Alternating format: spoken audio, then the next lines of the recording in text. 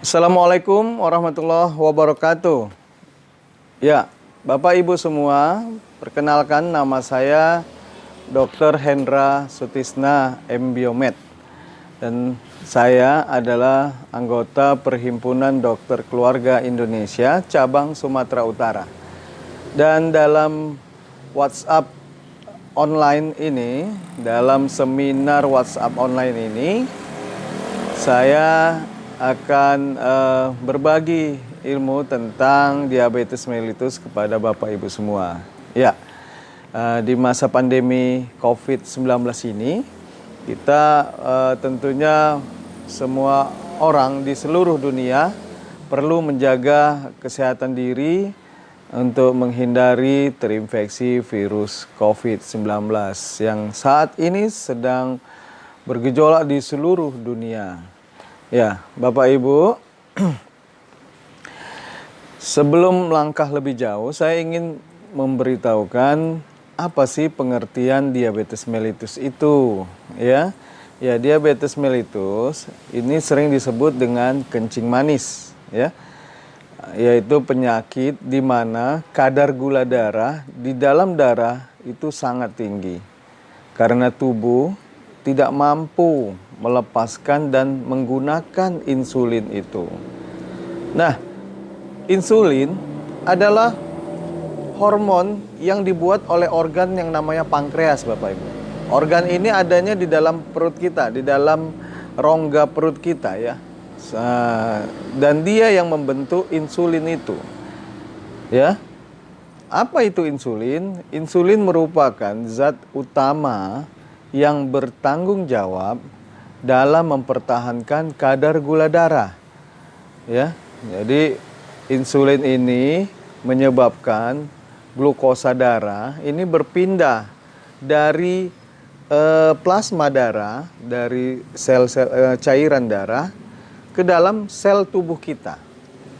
Ya, sehingga bisa dipakai glukosanya tadi untuk menghasilkan energi. Atau kalau berlebihan disimpan sebagai cadangan energi oleh tubuh kita. Gitu ya, Bapak Ibu. Nah, bagaimana kita mengenal tanda dan gejalanya? Ya, ini penting sekali Bapak Ibu ya, buat kita semua agar kita bisa lebih waspada terhadap gejala-gejala ini. Ada yang namanya gejala klasik. Ya, yang pertama gejala klasik. Apa itu gejala klasik? Ya, rasa haus yang berlebihan. Jadi dia sering haus. Jadi sedikit-sedikit minum gitu.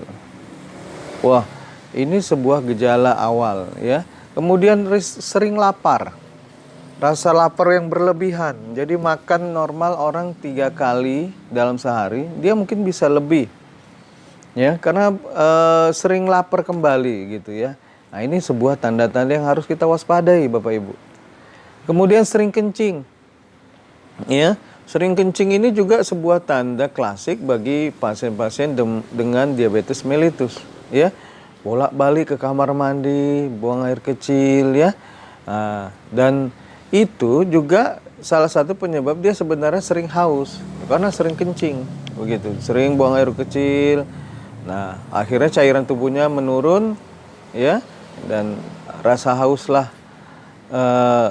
yang timbul ya, sehingga dia pun juga ingin rasanya bolak-balik minum. Kemudian apa? Berat badan yang semakin turun. Ya, turun drastis dari bulan ke bulan begitu ya. Dulunya gemuk besar jadinya menyusut. Nah, ini hati-hati ya.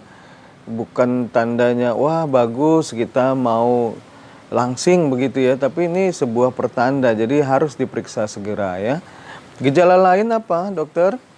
Ya, yang pertama luka itu susah sembuh Bapak Ibu. Jadi kalau nanti pasien dengan gejala-gejala awal DM, diabetes mellitus, ini kalau luka susah sembuh.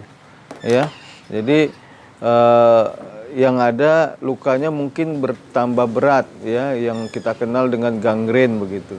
Kemudian mata kabur atau pandangannya kabur. Secara perlahan kabur ya, seperti berawan dan sebagainya. Ini juga suatu pertanda. Kemudian apa? Ya mudah lelah dokter ya. Mudah lelah ini juga salah satu gejala. Jadi dia lemas, lesu badannya ya, letih karena kadar glukosa darahnya tidak masuk semua ke sel-sel tadi ya. Jadi mudah lelah, nggak ada energi yang mau dipakai untuk sel-sel itu. Padahal glukosa darahnya bukan tidak ada, banyak tapi tidak dimasukkan oleh insulin ke dalam sel. Karena apa? Mungkin insulinnya yang kurang atau kerja insulinnya yang sudah tidak baik lagi. Ya, Bapak Ibu, setelah kita tadi kenal apa tanda gejalanya, kita coba yuk kenali juga faktor resikonya. Ya, pertama buat ibu-ibu yang melahirkan anak lebih dari 4 kg tuh hati-hati tuh, jangan keburu bahagia. Ya, kenapa? Itu sebuah tanda awal bahwa si ibu kemungkinan beresiko untuk terkena diabetes mellitus. Yang berikutnya nih banyak bapak-bapak ini ya, walaupun ibu-ibu juga, tapi pada kaum laki-laki ini sering nih kolesterolnya yang tak terkontrol. LDL-nya, kolesterol jahatnya tinggi, kolesterol baiknya HDL malah rendah. Nah, ini keadaan dislipidemi namanya.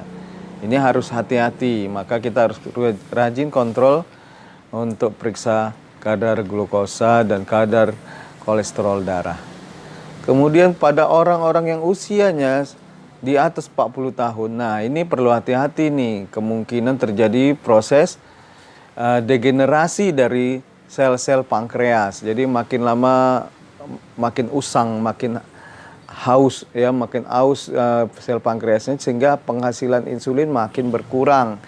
Nah, ini yang mungkin juga menjadi dasar bisa menjadi gejala awal diabetes mellitus. Kemudian memang faktor keturunan. Jadi kalau dulu kakek kita, nenek kita punya riwayat diabetes mellitus, kita beresiko. Maka jangan salah kalau kita mungkin bisa kena juga seperti kakek kita, orang tua kita. Kalau kita nggak menjaga diri, pola hidup kita, ya kita akan seperti itu. Tapi bukan pasti kakek mama kena, anak pasti kena. Tidak, ini faktor resiko saja. Kalau kita bagus, pola hidupnya lebih sehat, lebih baik, maka insya Allah mudah-mudahan tidak kena diabetes mellitus. Kemudian diet yang tidak sehat dan kurang aktivitas. Kerjanya makan, tidur ya, apalagi di rumah saja sekarang ini ya, work from home ya, jadi kaum rebahan. Nah ini juga beresiko kena diabetes, maka kita harus selalu bergerak. Ya, exercise, bisa di rumah, lari-lari ya, atau naik tangga, turun tangga kalau rumahnya punya tangga ya, dan sebagainya. Ini bisa menjadi suatu cara kita untuk menghindari kita tidak beraktivitas di rumah. Ini menyebabkan penumpukan cadangan energi berlebihan, akhirnya obesitas kita, gemuk. Nah ini faktor kegemukan ya. Jadi nanti kalau indeks massa tubuhnya di atas 23 itu termasuk udah obesitas.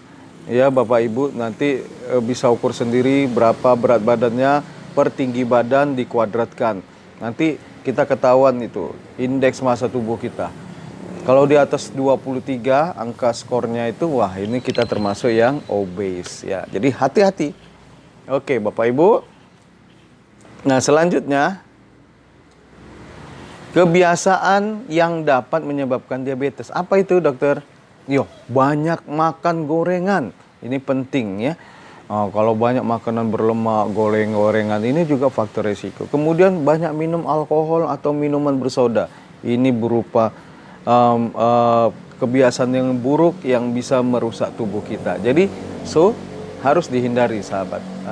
Kemudian kurang tidur. Kalau kita kurang tidur Bapak Ibu, ini juga bisa memicu terjadinya kerusakan sel-sel pankreas dan menyebabkan jadi insulinnya kurang terproduksi. Kemudian stres, merokok ya, itu juga menjadi faktor resiko terjadinya diabetes. Jadi Bapak Ibu kalau bisa rokoknya dihentikan.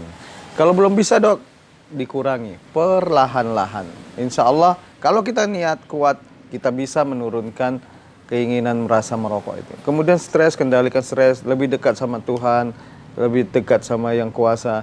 Sehingga apa? Tubuh ini yang stres tadi bisa perlahan terkendali stresnya dan sebagainya, insya Allah.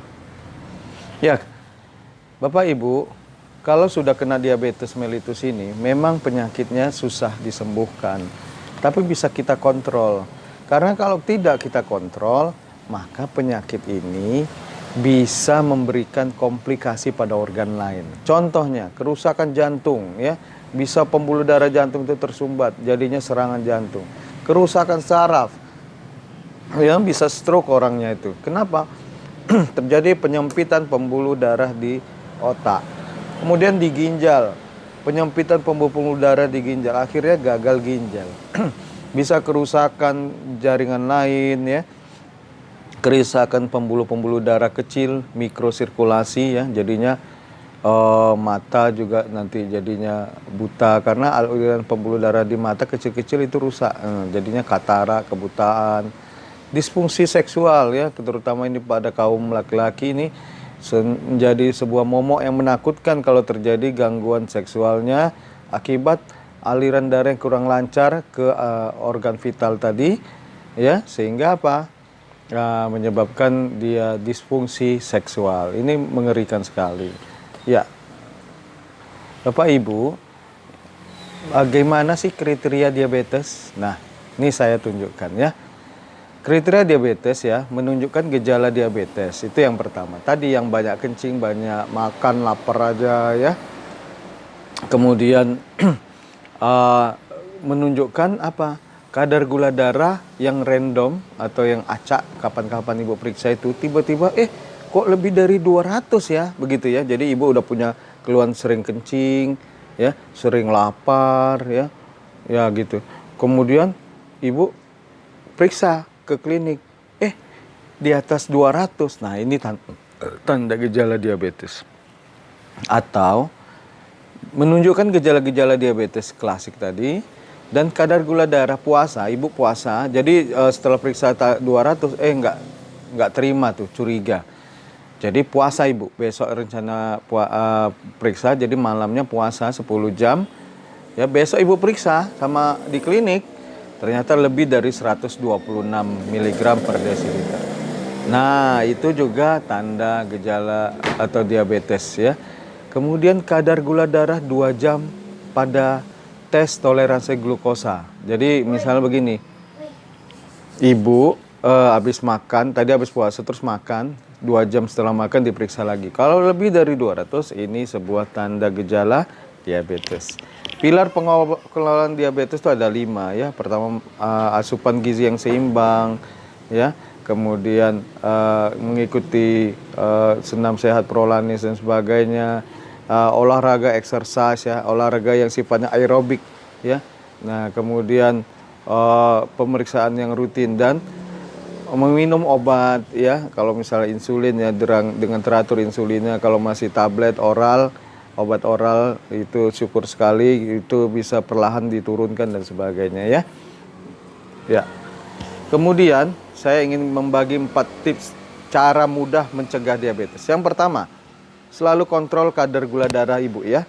Cek kadar gula darah teratur, lakukan pengecekan gula ini penting, ya, untuk mendeteksi secara dini diabetes yang mungkin sedang terjadi, ya, sehingga dapat kita tangani segera, meminimalisir komplikasi.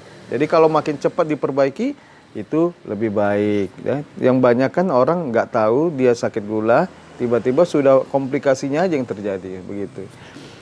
Tips yang kedua, yaitu konsumsi makanan yang sehat dan jaga pola makan yang baik. Jangan mengkonsumsi makanan yang banyak kadar gula dan lemak, ya. Goreng-gorengan, ya, sekalian penggorengannya gitu, ya. Dan juga makan garam berlebihan. Ini tidak baik, ya. Jadi dihindari, ya, Bapak Ibu. Nah, tips yang ketiga yaitu menjaga berat badan agar tetap ideal. Idealnya seperti yang saya bilangkan awal tadi, berat badan kita berapa? Misalnya berat badan 60 per tinggi badan misalnya berapa? 160 itu 1,6, ya. Dikuadratkan 1,6-nya. Nah, nanti hitungannya kalau lebih dari 23 itu berat badan kita sudah berlebih, overweight. Hati-hati. Ya. Kalau sampai di atas 25 itu udah obes, ya. Obesitas, kegemukan. Jadi turunkan kalau bisa di bawah 23. Nanti ibu bapak bisa hitung sendiri di rumah ya. Ya. Tips yang keempat. Latihan jasmani secara teratur Bapak Ibu. Ya tidak perlu tiap hari berolahraga minimalnya 150 menit per minggu dengan latihan aerobik. Aerobik ini latihannya adalah olahraga ringan ya, olahraga ringan yang penting nafasnya tidak sesak nafas. Bisa jogging, bisa bersepeda ya, sekarang banyak grup goes ya. Berenang itu lebih baik ya.